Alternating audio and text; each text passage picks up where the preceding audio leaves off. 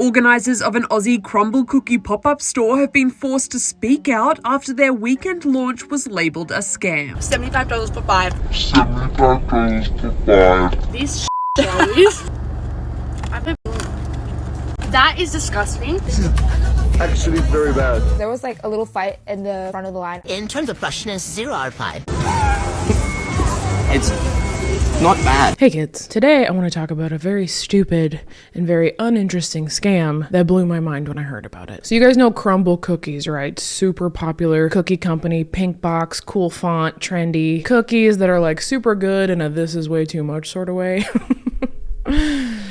Well, they're in some hot water. Hot water? Can anyone actually eat a whole Crumbl cookie? Because I've always bought, I've bought that little cutter that they sell anytime I've ordered it, and you literally can only eat 1 to 2/4 of a cookie before throwing up, right? Just me? It's too much, Janet. So Crumbl previously was only available in the United States and Canada. But then a couple weeks ago, they announced this sort of like invite only for influencers pop-up. Incidentally, my favorite type of pop-up. And this was announced in Australia. People got super excited. They lined up down the block like, crikey, mate. Crumbl's here. Here, down under. Crumbl cookies is here. However, turns out it was a farce. Would you spend £9 on a stale cookie? A ton of Australian foodies did. You might have seen Crumbl cookies on your feed. They're from an American bakery which only sells to the US and Canada. So when the news broke that they were coming to Bondi in Australia, a lot of people were excited. What they didn't know was that the pop-up advertised had no connection to Crumbl. A couple of locals just brought a bunch back in their suitcases from Hawaii. Customers weren't too happy, and a lot shared their dissatisfaction online. Crumbl's real founder went on social media to say that the pop-up was not planned by their company. A spokesperson for the Aussie pop-up apologised, but claimed everything they'd done was legal, including the photos of sweets and using the Crumbl branding. He said they'd even tried to follow the Crumbl storage requirement, which said the products can be consumed for 3 days if it's kept in an airtight container. It's not clear if the pop-up violated Australian consumer law. I guess watch this space. Yeah, so you heard her right. Some random person from Australia flew to Hawaii, filled like 40 duffel bags, I guess, full of Crumbl cookies, flew back to Australia and then resold them. The cookies were flown in from the US on a Tuesday, but then sold on a Sunday. This actually feels less like a scam to me and more like an experiment, a social experiment, if you will, to teach everybody a lesson about regifting. Also, like, this is just coming from somebody who flies a lot. How did they do that? How'd you get a bunch of loose cookies through customs? Because last time I came back to America from a different country, which was Mexico, they wouldn't even let me bring in my quesadilla that I got at the airport. They literally put my quesadilla through like a conveyor belt thing. I got flagged and had to go to agriculture, like the agriculture people. So how'd you get the cookies in? Looks like they have different rules down under. There are actually no points in breakdancing. There are actually no points in breaking. So some random Aussie is just super into regifting. And speaking of regifting, if you want to buy yourself a gift that you never want to regive because you love it so freaking much, have a quick look at today's amazing sponsor. And now a word from our sponsors. Well, kids, it finally happened. After, I don't know, about 1.5 years of my husband begging, I finally remembered to place my order for the same mattress I have in my spare bedroom to be put in my master. My husband has asked me probably 35 times in the last year, and that is the Sunset Luxe mattress from Helix Sleep, which is today's sponsor. We fell so in love with the mattress that's in the spare bedroom that we hated the crazy expensive one that was in our master. And Nick was always wanting to go sleep in the spare bedroom, which, like, honestly, didn't really bother me that bad. But still, we needed the Helix in our master bedroom because it is so incredible. So Helix Sleep, if you don't know, by the way, Helix Sleep makes premium mattresses that are customized to fit your specific needs, and they are very conveniently shipped right to your door. It comes in this adorable shrink-wrapped package. You pull it out of the package, it floofs into a floofy floof, and it's just as simple as that. Tell him why you're in trouble. I released the air. He unboxed it without my permission, even though he knew we were supposed to get footage of the unboxing. So he's in trouble. I had a concussion. No going to the mattress store, no dealing with people. And again, it is totally customized to you. So on their website, you actually take a quiz that will match you to your perfect mattress based on like your body type, your sleep preferences. Are you a hot sleeper? Are you a cold sleeper, etc. And again, we were matched with the Sunset Luxe, which is literally like sleeping on a cloud. I can't say enough about it. They're also budget friendly. You know, they offer financing and payment plans, etc. But the truth is, y'all, you can't even put a price on a good night's sleep. If you want to check them out and get a better night's sleep, you can go to helixsleep.com/JamieFrench. Please spell my name correctly. It's very important, and you will get 20% off of your mattress. That's incredible, dude. Again, friends, that is helixsleep.com/JamieFrench, which will save you 20% on your first Helix Sleep mattress. Thank you so much, Helix Sleep, for sponsoring me today, helping me get an amazing, floofy, dreamy night's sleep. And now back to the show. I need to make the bed. Hey guys, we're back. Logistically alone, you guys, this is just so stupid. Like, can you imagine this person at the airport with their 40 duffel bags of smuggled cookies? You're gonna have to get an extra Uber just for the cookies. The influencer only invite part is also weird to me. Like, you usually do that when you're trying to increase visibility or exposure, you know, attract customers over a long period of time. But if it's not real and Crumbl actually had nothing to do with this, why are you inviting influencers to promote the brand that it's not your brand? They even had a hashtag or a handle for this one-off event that was Crumbl Sydney. They have 6,000 followers. This is a whole TikTok account. My computer's telling me that there's no content, that all the content was removed, but the account is still there, so I don't know what's up with that. So I don't know what their goal was here. It's not like they took the cookies so that they could pull a plankton and try and like run it through some sort of machine and find out the secret formula. So what was their goal? Were they just like trying to convince Crumbl that there was a demand in Australia, you know, so that they would open up some sort of Crumbl location there? And this was the best plan they could come up with to do so? The most convoluted plan in history? Let's get into some of the coverage and meet the sad influencer victims of the Crumbl controversy, also known as the Crumbloversy. Well, it's the cookie controversy that's left Sydney-siders with a bad taste in their mouths. Hundreds lining up over the weekend to grab the viral Crumbl cookies at a pop-up store in Bondi, only to realise things weren't as they seemed. Here's one tough cookie. Nor literally, it broke our reporter's jaw, who is currently in surgery. It's good. It's good. It's actually not. It's not bad. Looks like that's not how the cookie crumbles. The cookie crumble. Come with me to the Crumbl cookie pop-up in Sydney at Bondi. I was actually really sketched out because I found this through TikTok and Instagram, and it wasn't endorsed by Crumbl, but I went there anyways. It was next to this gas station, and oh my god, look at the line. There were so many people. We arrived 30 minutes before the pop-up, but there were still so many people in front of us. And because the line was so long and we were in front of a gas station, everyone was just staring at what was even going on. And then we got a jump scare because the girl who was taking our orders, like, what do you mean it was a jump scare? Did the sign like pop out of the sewer looking like an evil clown?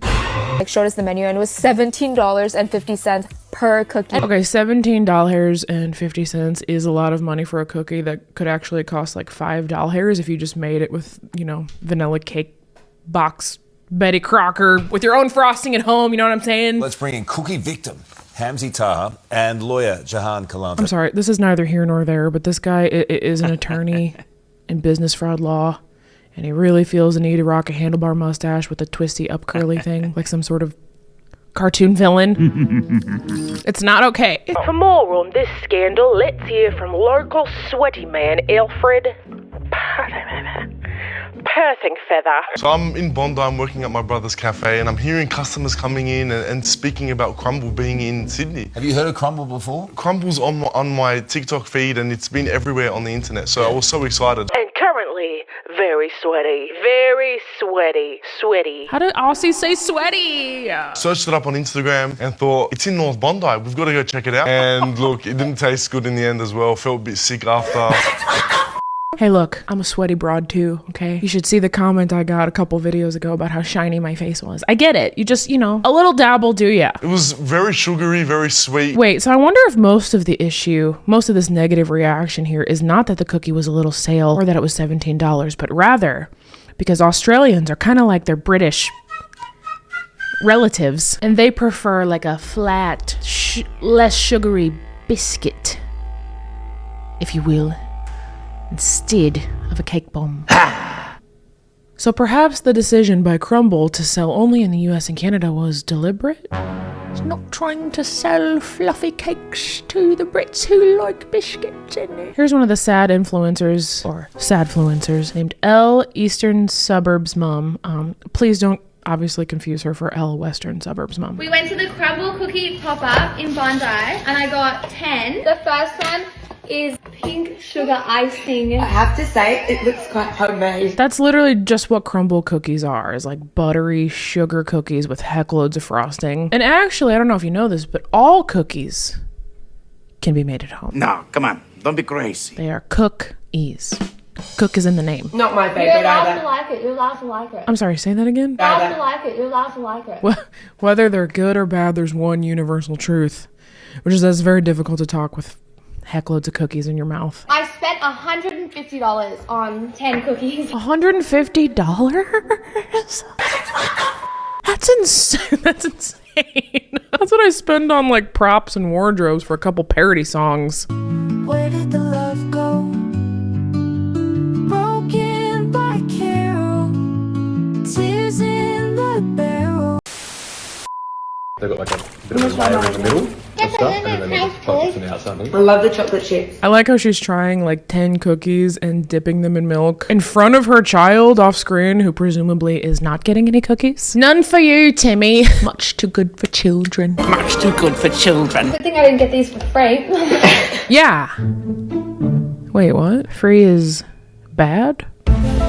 It looks like it's got sauce on it. Love a cookie with lots of sauce. Also, I'd like to point out a wonderful comment here. This is the Fire Festival of Crumbl cookies. Yes, it is. It also reminds me of the Willy Wonka scandal, like the Willy Wonka experience scandal from, I don't know, earlier this year, where there was like a shady promoter who used AI to drastically oversell this immersive Willy Wonka experience. And it was so poorly delivered on that people ended up like calling the police because I thought it was a meth lab. Do you guys remember this? It could have been a hilarious video, but didn't get to it in time. We were 30 minutes before the pop-up, but there were still so many people in front of us. Because the line was so long and we were in front of a gas station. It was next to this gas station. This girl is like very fixated on the fact that the pop-up was located near a gas station. I was actually really sketched out. It was next to this gas station. We were in front of a gas station. And just, hey, influencer to influencer. This is not how, if you have any hopes of getting sponsored by a gas company later in your career, this is not the way to do it. I'm just kidding. Who would be sponsored by a gas company?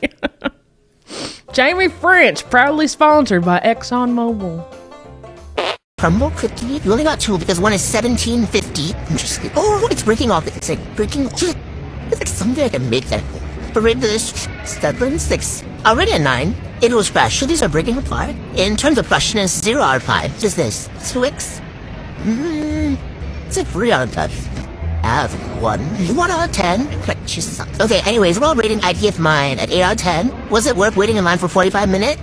Maybe yes, because there's no Crumbl here, but no, because people were fighting and the cookies are $17. You should look at the wheel, it's like falling apart. Some girls asked us where the Crumbl cookie is, and we told them that it's gone. But anyways, what's the moral of the story here? Crumbl cookie isn't all that. Spend your $17 somewhere else. Okay, bye! What's crumbling here is these gals' rating system. 7, 1, 3, 6. Stubborn 6, 9, 0 out of 5. It's a 3 out of 5. Have 1. We're all rating idea of mine at 8 out of 10. But let's reserve judgment, okay? Even though I've already judged the heck out of this. Let's reserve judgment until we hear how these traveling cookie imposters responded to the outrage. First of all, they wiped their social media accounts completely and they released a statement that started with, "Hi everyone, we wanted to address the drama around the event." Both great signs that your event went really well. So then to address the price markup on the cookies, they published like a detailed accounting of their expenses. "This event was never about profit. We aimed to bring the cookies to Crumbl fans. We did not aim to make money, and some rough costs are below. $4,000 on flights and luggage, $6,000 on cookies and packaging, $2,000 in duties, taxes, customs, brokering, blah blah blah blah blah blah blah." Now mind you, never about profit is not the same as saying it was not for profit, okay? And like when you're trying to explain yourself, maybe highlighting microwave oven costs might be like over-explaining a little bit and missing the point. A few minutes later. Wait, hold up, you guys. I feel like I just found an even bigger scandal. On this receipt, we see 2 extremely large cookie orders, okay? One for $2,600, one for $1,000. And look at the tip! 0. Do you think that auto tipping screen came up? Which, side note, like, puts a lot of pressure on us consumers, I'm just saying. But imagine the tip screen came up and it was like, 20%? You want to tip $720? And this guy clicked more options and then hit 0% tipping. Hope he avoided eye contact in the 2 hours it took to complete that order. That's like 600 custom frosted cookies. So if you guys are wondering how real Crumbl reacted to this, in a statement sent to People magazine, the official Crumbl company said, and I quote, "While the pop-up in Australia was not sponsored by Crumbl, we love seeing the excitement for Crumbl around the world. Currently, there are Crumbl locations in all 50 states in the US, Canada, and Puerto Rico," which was probably their second draft response after, you know, cussing up a storm and assembling their legal team and deciding it didn't really make financial sense to pursue a lawsuit. They decided to be good sports about it after all that. So friends, how outraged should we be? On the Jaime French Scamometer scale, which is consulted regularly by consumer rights agencies all around the world, I give this scandal a 4.5 out of 10 because it's just not that scandalous. It's like the real life version of the no one meme. No one, these people, pretends to be an official company, fly 5,000 miles to a cookie store, place an insanely large order, fly back, serve 4-day-old cookies not stored to proper health code standards at double the cost, and make little to no profit while doing it. Good work. That's it for me, y'all. Come see me on the Just Okay tour. It's a comedy tour. I'd love to meet you. Tickets are going. The tour is upon us. It's happening right now. It's in less than a month. OMG. Okay. Love you. Peace out.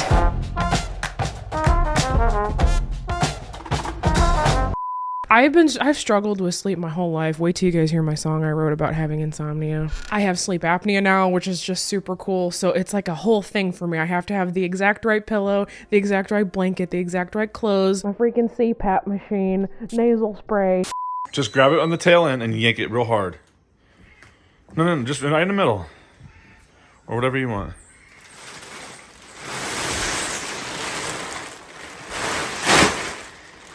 Yeah.